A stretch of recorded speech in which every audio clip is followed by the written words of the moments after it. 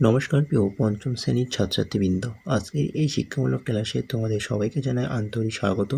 এখন আমরা পঞ্চম শ্রেণীর গণিত বিষয়ের দ্বিতীয় পর্যায়ক্রমিক মূল্যায়নে 2026-এর গণিতের প্রশ্নপত্রটির উত্তর সহ ধাপে ধাপে আলোচনা করতে চলেছি। তাই তোমরা প্রত্যেকে ভিডিওটি স্কিপ না করে প্রথম থেকে শেষ পর্যন্ত ভালোভাবে দেখো এবং চ্যানেল নতুন হলে অবশ্যই চ্যানেলটিকে সাবস্ক্রাইব করো। তো চলো আর কথা না বাদে আমরা মূল আলোচনায় প্রবেশ করি।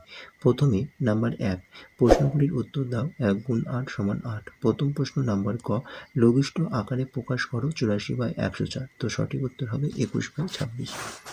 চলো পরের প্রশ্ন নাম্বার খ, 2/7 ও 2/21 এর মধ্যে কোনটি বড়? তো এর মধ্যে 2/7টি বড়। চলো পরের প্রশ্ন নাম্বার গ, লসাগু নির্ণয় করো 90, 60, 20। তো এখানে 90, 60, 20 লসাগু হলো 180।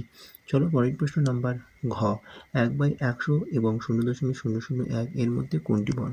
তো এর মধ্যে 1/100টা বড়। নাম্বার উঙা, 5 অঙ্কের ক্ষুদ্রতম সংখ্যা 3 অঙ্কের বৃহত্তম সংখ্যার থেকে কত বড়? দেখানো 5 অঙ্কের ক্ষুদ্রতম সংখ্যা 3 অঙ্কের সংখ্যার থেকে তোমার 9001 বড়। নাম্বার চ, আয়তক্ষেত্রের বিপরীত বাহুগুলি ড্যাশ। আয়তক্ষেত্রের বিপরীত বাহুগুলি সমান বা সমান্তরাল। নাম্বার ছ, লব লেস দেন হর হলে ভগ্নাংশটিকে কি ভগ্নাংশ বলে? লব লেস দেন হর হলে ভগ্নাংশটিকে প্রকৃত ভগ্নাংশ বলে।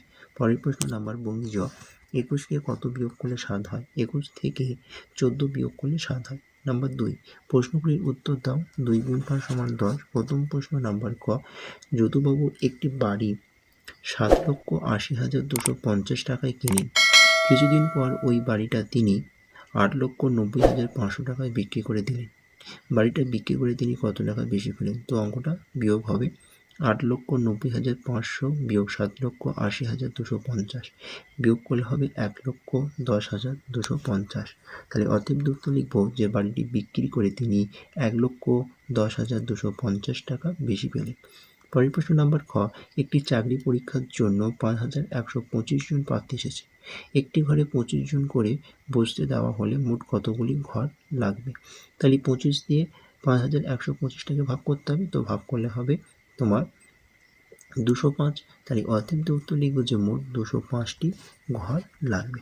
চলো পরের পেজে পরের প্রশ্ন নাম্বার গ, দুটি সংখ্যার গুণফল 1035, একটি সংখ্যা 23 হলে অপরটি কত?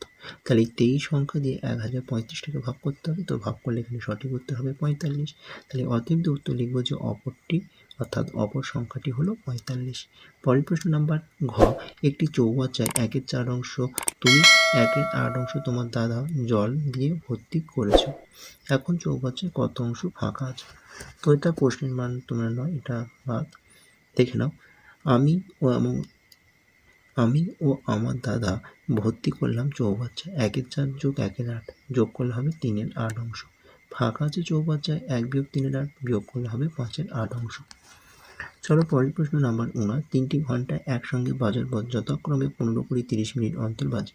কতক্ষণ পর ঘন্টাগুলি আবার একসঙ্গে বাজে? তো অঙ্কগুলো প্রথমে আমাকে কি করতে হবে? লসাগু করতে হবে। তো লসাগু করলে হবে 60 মিনিট সমান 1 ঘন্টা। তাহলে ঘন্টাগুলি আবার 1 ঘন্টা পর একসঙ্গে বাজবে। চলো নাম্বার 3, প্রশ্নগুলির উত্তর দাও। যে কোনো 3টি 4 গুণ 3 সমান 12। প্রথম প্রশ্ন নাম্বার ক, একটি আয়তাকার মাঠের পরিসীমা 150 সেন্টিমিটার ও প্রস্থ 25 সেন্টিমিটার। মাঠটির দৈর্ঘ্য কত? তাহলে দেখে নাও, আয়তাকার মাঠটির দৈর্ঘ্য সমান পরিসীমা ভাগ 2 বিয়োগ প্রস্থ। তাহলে পরিসীমার মান হচ্ছে তোমার 150, তাহলে 150/2 বিয়োগ 25। 2 দিয়ে 150কে কাটলে এখানে সঠিক উত্তর হবে 75। তাই 75 বিয়োগ 25, 75 থেকে 25 বিয়োগ করলে হবে 50 সেন্টিমিটার। চলো পরের প্রশ্ন নাম্বার খ, তোমার 10×5 7 মিটার লম্বা একটি দেয়াল 2 দিনে তৈরি করতে হবে। প্রথম দিন 5×5 14 মিটার দেয়াল তৈরি হলো। দ্বিতীয় দিনে কতটা দেয়াল তৈরি করতে হবে? দেখে নাও, দ্বিতীয় দিনে দেয়াল তৈরি করতে হবে 10×5 7 বিয়োগ 5×5 14। এটাকে সঠিক উত্তর হবে তোমার 5×5 14। ওকে, তাহলে অতএব উত্তরটা লিখে নেবে। চলো পরের প্রশ্ন নাম্বার গ, একটি আয়তাকার মাঠের দৈর্ঘ্য 35 মিটার ও প্রস্থ 20 মিটার। মাঠের ধার বরাবর চারিদিকে একবার হেঁটে আসতে কত মিটার পথ হাঁটতে হবে? আয়তাকার মাঠটির পরিসীমা 2 গুণ 35 যোগ 20, 35 আর 20 যোগ করলে হবে 55, 55। তাহলে 2 গুণ 55, 2 এর সাথে 55 গুণ করলে হবে 110 মিটার। তাহলে মাঠটির ধার বরাবর চারিদিকে একবার হেঁটে আসতে 110 মিটার পথ হাঁটতে হবে। চলো পরের প্রশ্ন নাম্বার ঘ, যোগ করো। 1-3 যোগ 2 27 যোগ 1-9 যোগ করলে হবে 14/27। তো এটি ছিল ক্লাস পঞ্চম শ্রেণীর দ্বিতীয় পর্যায়ক্রমিক মূল্যায়নের গণিতে আরেকটি নতুন প্রশ্নপত্র সেট। তো এই প্রশ্নপত্র সেটগুলো তোমরা মনোযোগ দিয়ে দেখো এবং চ্যানেল নতুন হলে অবশ্যই চ্যানেলটিকে সাবস্ক্রাইব করো। ভিডিওটি ভালো লাগলে ভিডিও লাইক দিও, তোমাদের বন্ধুদের সাথে বেশি করে শেয়ার করে দিও। তো আজকের ক্লাসটা আমি এখানে শেষ করছি। টাটা, বাই বাই, ভালো থেকো, সুস্থ থেকো, ধন্যবাদ।